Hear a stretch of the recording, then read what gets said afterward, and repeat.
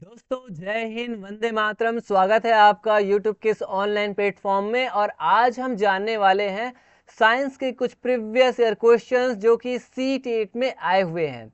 दोस्तों अगर आप C-TET की तैयारी कर रहे हैं तो ये वीडियो आपके लिए काफ़ी इम्पॉर्टेंट है। तो चलिए दोस्तों स्टार्ट करते हैं। हमारा फर्स्ट क्वेश्चन है, नीचे दिए गए कथनों को पढ़िए और सही उत्तर का चुनाव कीजिए।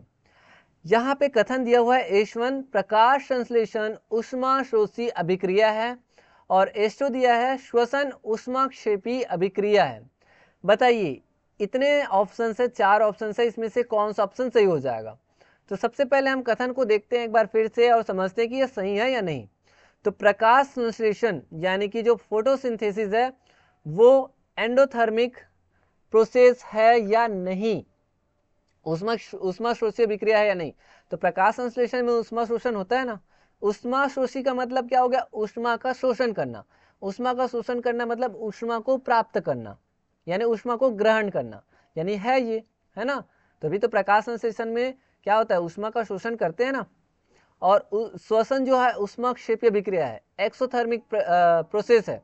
तो ये भी सही है, यानी दोनों सही है, यानी कि ऑप्शन ए इसका सही आंसर है। आप इमेज में भी देख लीजिए कि फोटोसिंथेसिस की प्रक्रिया में, प्रकाश संश्लेषण की प्रक्रिया में क्या होता है, इसमें सनलाइट लिया जाता है, प्रकाश लिया जाता है ना। तो ये हो गया ऊष्मा शोषी अभिक्रिया। साथ ही कार्बन डाइऑक्साइड, वाटर, इसके द्वारा फिर ग्लूकोज का निर्माण करते हैं और ऑक्सीजन का निर्माण होता है।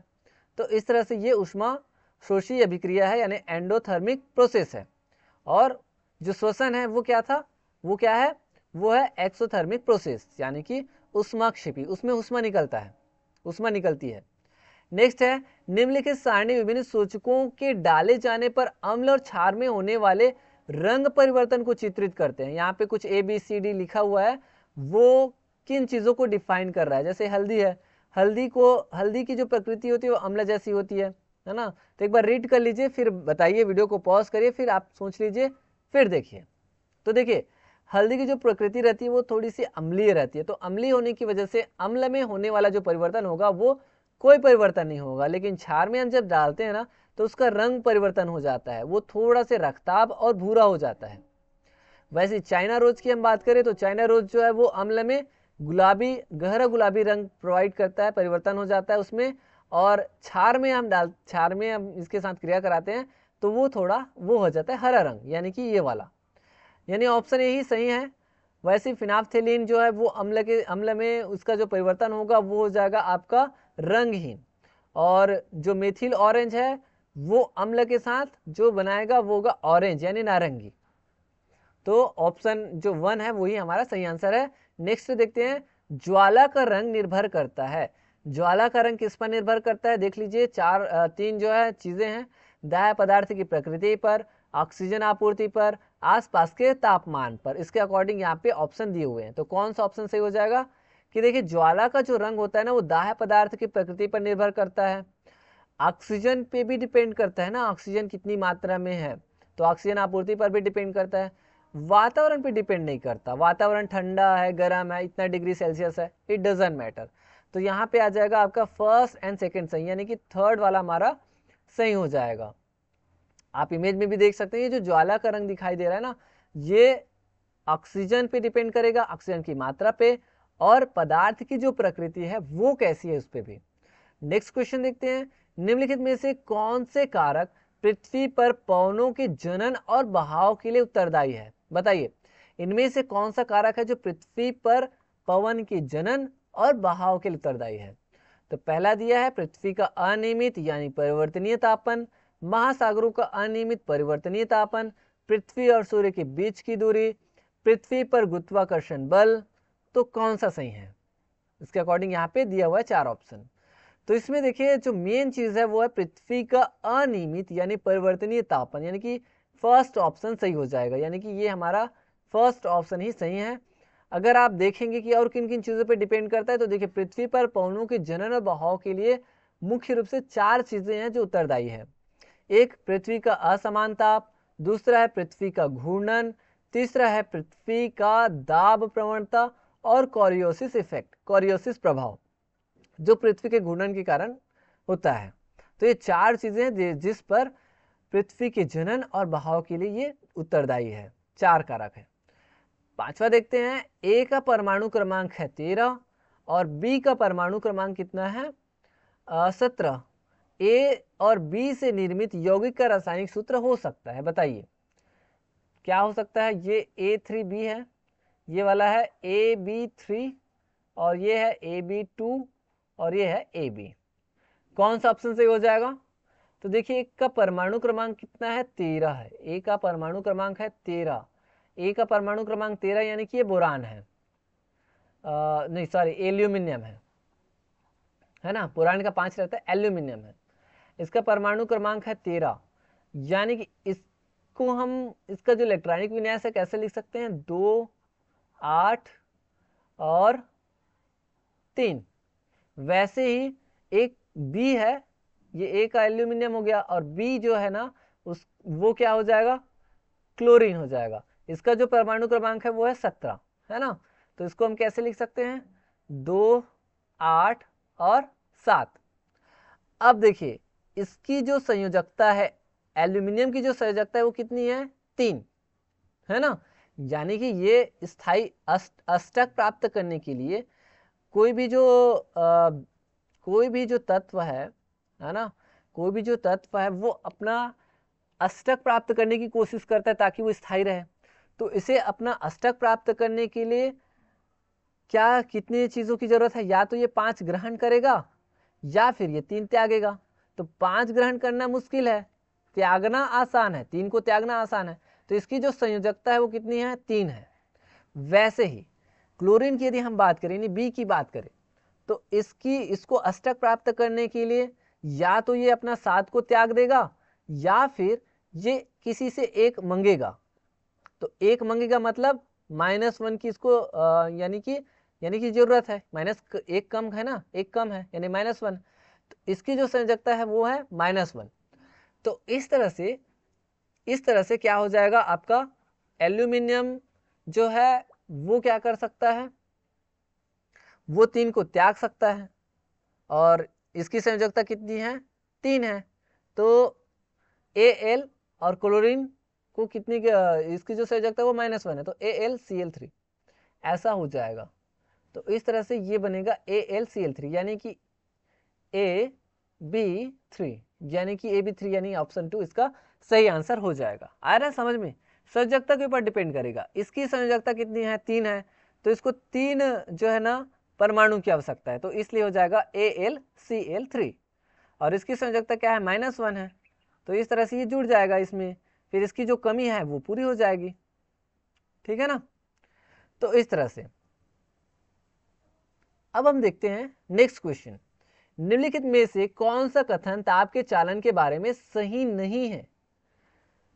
ताप के कंडक्शन के बारे में सही नहीं है, बताओ। तो द्रवों की तुलना में ठोस वस्तुओं में चालन तीव्र होता है। उष्मा के प्रवाह के लिए दो वस्तुओं को एक दूसरे के संपर्क में होना चाहिए। गैसों में चालन नहीं होता है। सभी पदार्थ उष्मा को स्वयं से समान प्रकार से प्रवाहित होने की अनुमति नहीं देते हैं। तो कौन सा ऑप्शन सही हो जाएगा जो सही नहीं है बोल रहे हैं। तो इसमें कौन सा ऑप्शन सही हो जाएगा। द्रवों की तुलना में ठोस पदार्थों में चालन तीव्र होता है, ये तो सही है ना। द्रव की तुलना में ठोस में जो चालन होगा वो थोड़ा स्पीड से होगा। उष्मा के प्रवाह के लिए दो वस्तुओं को एक दूसरे के संपर्क में होना चाहिए, ये गलत लग रहा है, ये सही नहीं है। क्योंकि उष्मा प्रवाह के लिए पदार्थों दो वस्तुओं को एक दूसरे के संपर्क में होना जरूरी नहीं है। गैसों में चालन नहीं होता है, हाँ गैसों में चालन तो नहीं होता है। गैसों में क्या होता है संवहन होता है, कन्वेक्शन होता है ना। सभी पदार्थ उष्मा को स्वयं से समान प्रकार से प्रभावित होने की अनुमति नहीं देता। ये भी सही है कि अलग अलग पदार्थ की प्रकृति अलग अलग रहती है तो वो अलग अलग टाइप से प्रभावित होने की अनुमति देता है, समान नहीं। गैसों में चालन नहीं होता, उसमें संवहन होता है, ये भी सही है। तो उसमें प्रवाह के लिए दो वस्तुओं के संपर्क में होना चाहिए, ये गलत है। अब देखिए इमेज से समझिए। चालन, संवहन, विकिरण, ये है चालन कंडक्शन, यह है कन्वेक्शन और यह रेडिएशन यानी विकिरण।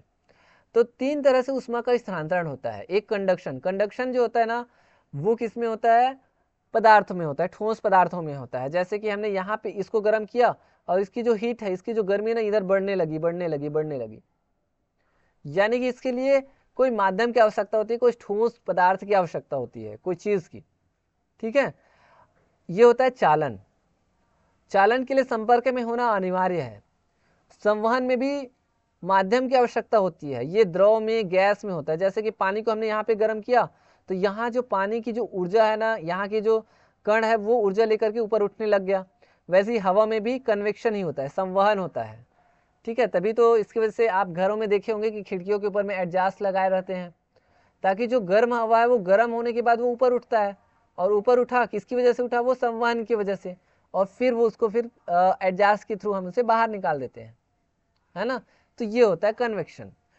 कन्वेक्शन की वजह से ही हवाएं चलती है, एक तरह से समझे तो।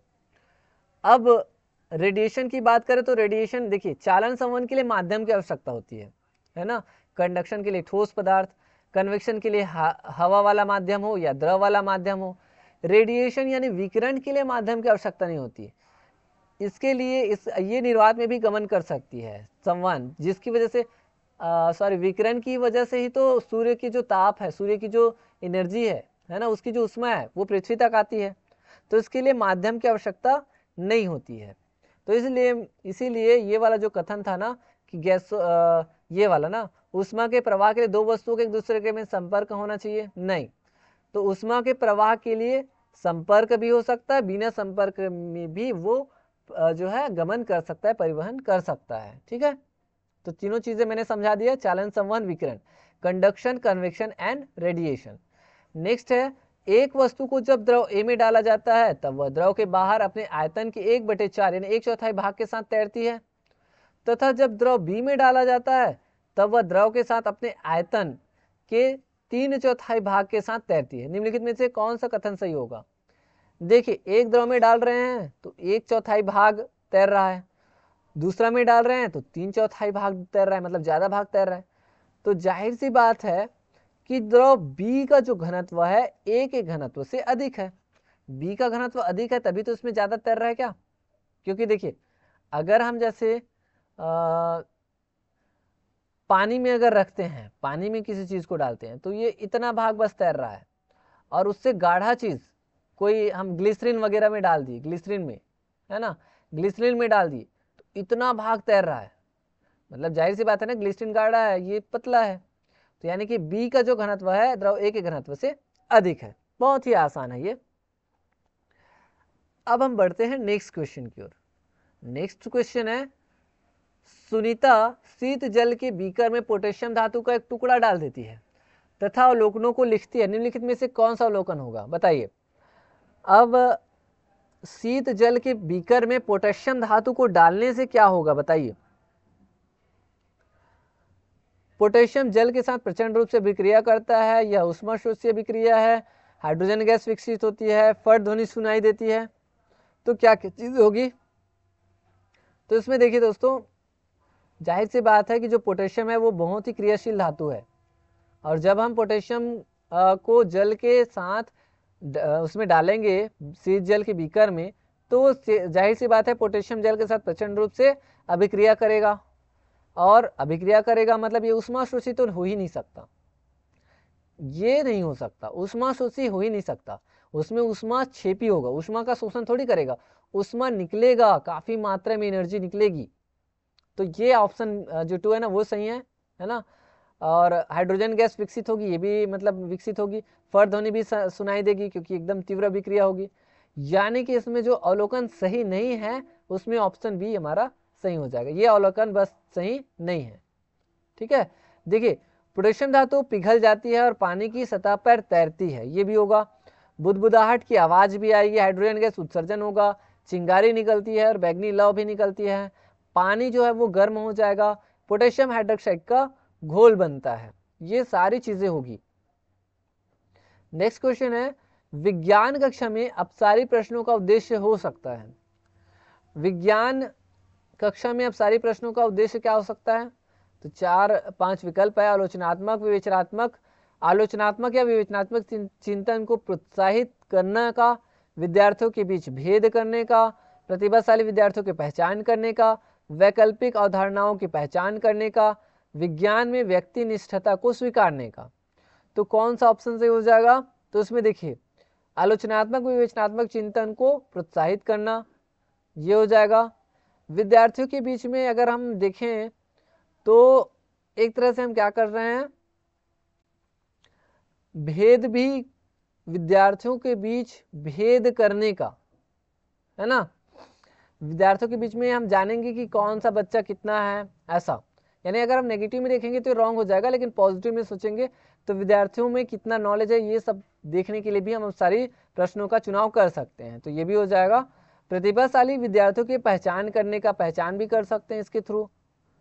प्रतिभाशाली बच्चों की पहचान, नहीं पहचान नहीं करेंगे, क्योंकि ऐसे में क्या होगा कि लोगों में थोड़ा सा वो हो जाएगा, ठीक है। वैकल्पिक अवधारणाओं की पहचान करने का, ये भी कर सकते हैं। विज्ञान में व्यक्ति निष्ठता को स्वीकारने में, तो ये भी हो जाएगा। तो इसमें से आलोचनात्मक चिंतन को प्रोत्साहित करने का, इसमें से विकल्प जो फर्स्ट है वो सही हो जाएगा, ठीक है। तो first, second, fourth and fifth. अब नेक्स्ट क्वेश्चन देखते हैं, और ये लास्ट क्वेश्चन है। निम्नलिखित सारणी में दी गई सूचना के आधार पर दर्पणों की पहचान कीजिए। दर्पण की पहचान करना है। तो यहाँ पे ए दिया है आभासी और ऊर्ध्वशीर्ष वस्तु के समारूप। वस्तु के समारूप किस में होगा? तो ये होगा समतल में, है ना, ये वाला, जैसे कि ये समतल है और ये भी समतल है, तो ए। और तीसरा, वास्तविक और प्रतिलोमित वस्तु के समानुरूप। वास्तविक और प्रतिलोमित किस में होता है? तो ये होता है अवतल में, यानी कि ये हो जाएगा बी। अब दोनों सही है, मतलब यही वाला ऑप्शन सही हो जाएगा। वास्तविक और प्रतिलोमित में हो जाएगा विवर्धित, तो ये भी आ जाएगा, विवर्धित में अवतल आ जाएगा। आभासी और ऊर्ध्वशीर्ष आकार में छोटी, तो ये हो जाएगा आपका अवमुख। तो इस तरह से ऑप्शन 3 ही सही है। तो इस तरह से दोस्तों आज हमने साइंस के 10 इंपॉर्टेंट क्वेश्चंस आसानी से समझ लिए हैं। आई होप कि आपको ये सारे क्वेश्चंस अच्छे से समझ में आए होंगे। तो मिलेंगे दोस्तों नेक्स्ट वीडियो लेक्चर में, तब तक के लिए आप पढ़ाई करते रहिए एंड थैंक यू।